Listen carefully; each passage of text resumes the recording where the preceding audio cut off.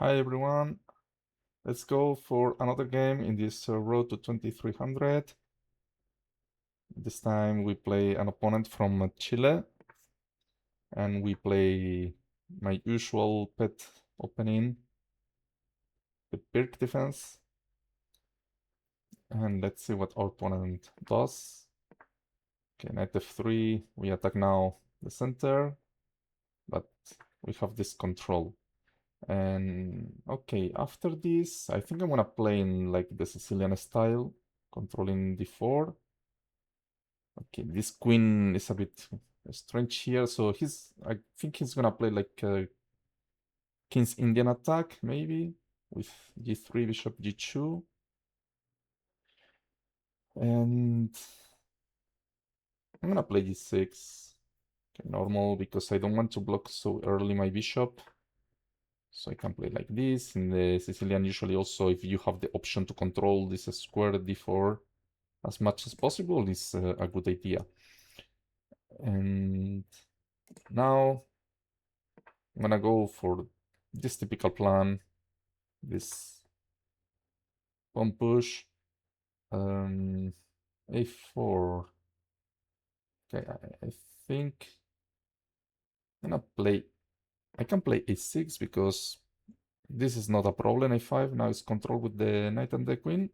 Sometimes you have to start first with b6 and a6, because if you start with this move, after this, if this square is not well controlled, yeah, basically you cannot push with b5 in the best conditions because he takes en passant. So now,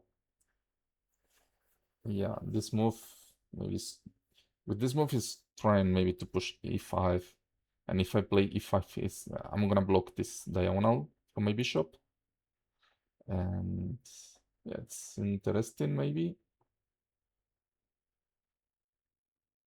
So I'm gonna play e5 because yeah, I'm blocking my diagonal, but at the same time his diagonal is also blocked.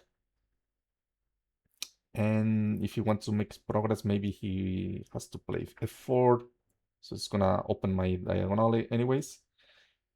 And after this, yeah, this is stopping d5, this break. But for the moment, I don't need this. Can play b5, continue with my expansion on the queen side. And okay, now I can take his bishop away from the board. And this is, I think, good for me, because I leave him with this. It's a good bishop to defend the position, but this is the active bishop in the position.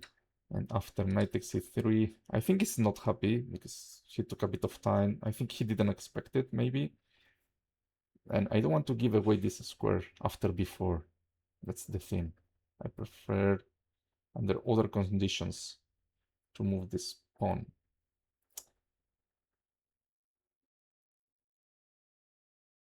And here, I don't want to open so quickly, so I'm gonna play bishop e6. I know he has this.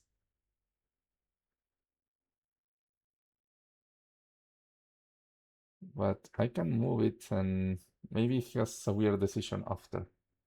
Okay, interesting.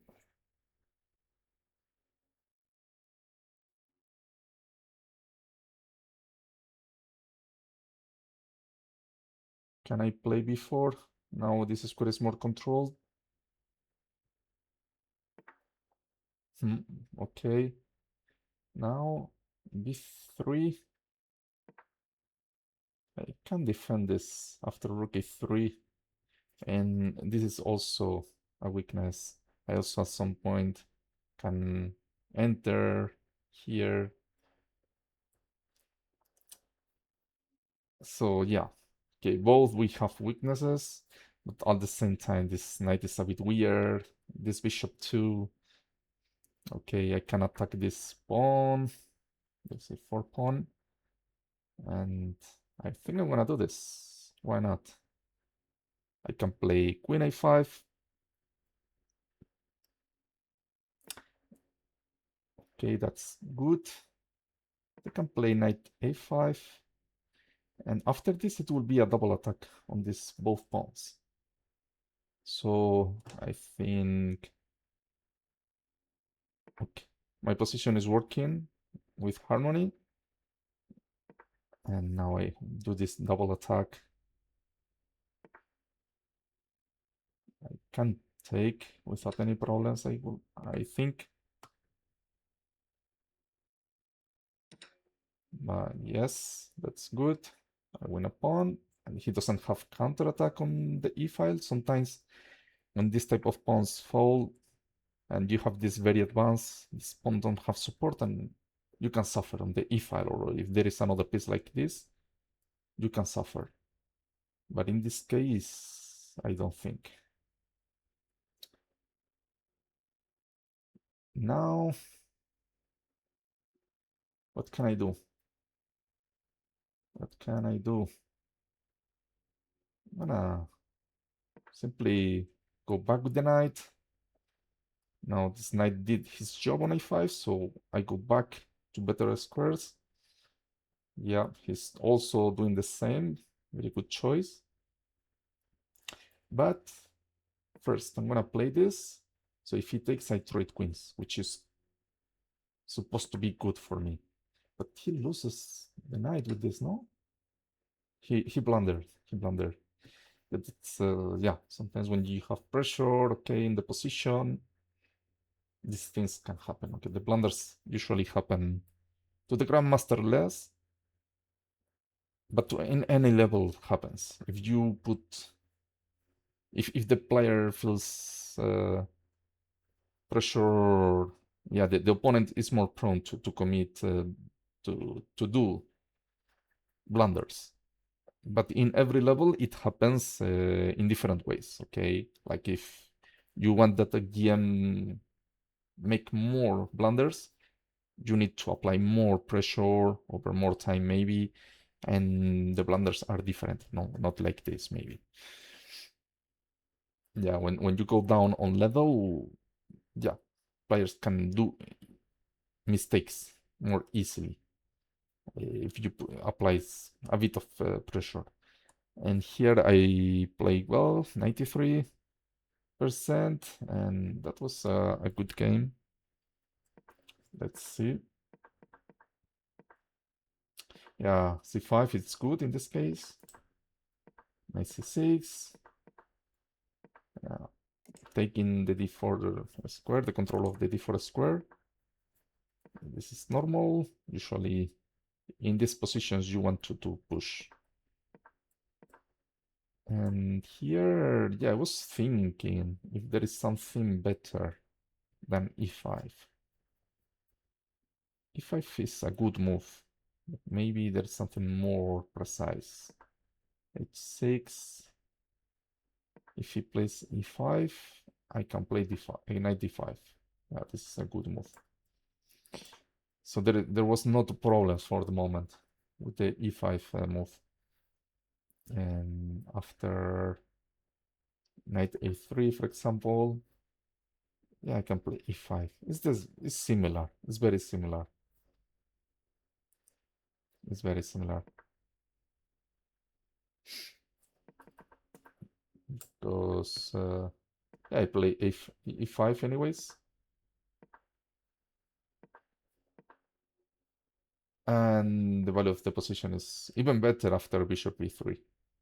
Usually people don't give up the bishop here, so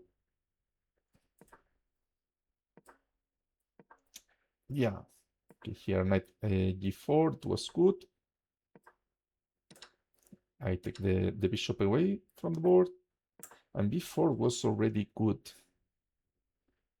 Yeah, because okay. Anyways, if it comes to c4, I have this idea, the same idea, not in the game. So he okay.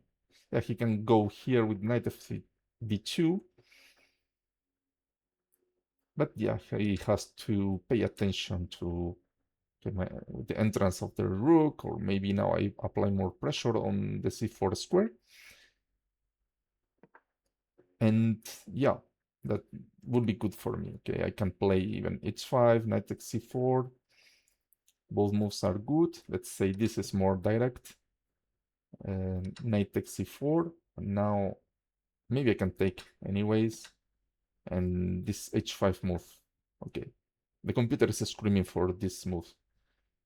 And despite he having this file, semi-open file in his power, yeah, I also can attack many weaknesses. And also I can enter here, even if I lose this pawn. Yeah, it's good. Okay, I can apply pressure also with the bishop. And yeah, it's good. So that was another possible way to play for us. Trying to, yeah, to fight for the control of the c4 square. But that was not what happened in the game. I preferred first to control more with bishop e6. So when he jumps, I can double the pawns and I don't give him the possibility to play knight f2. And here the computer is saying c4 or b takes a4, which is a bit surprising for me. But no, now that I'm looking at the position a bit better, I have pressure here. So I could have done this anyways. Before it's a bit worse, but it's good enough, I think, to maintain a good advantage. c4 was a good move by him.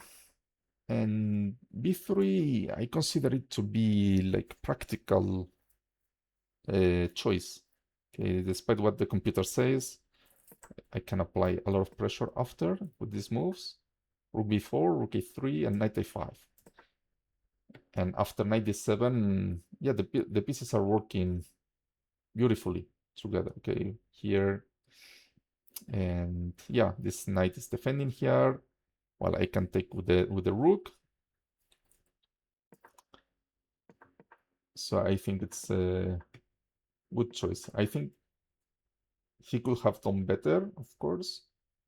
Maybe knight b1 to maneuver with the knight first,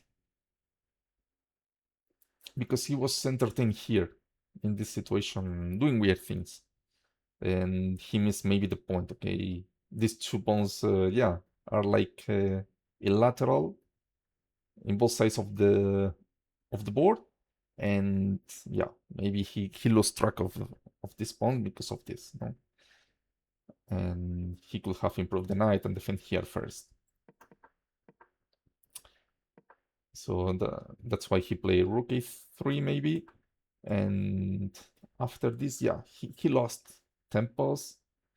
Maybe he lost. Maybe he saw that, okay, this pawn was well defended, and maybe he missed that. Rook e2, and now I can take the pawn, and now that the position is really good for me. I mean, a pawn up.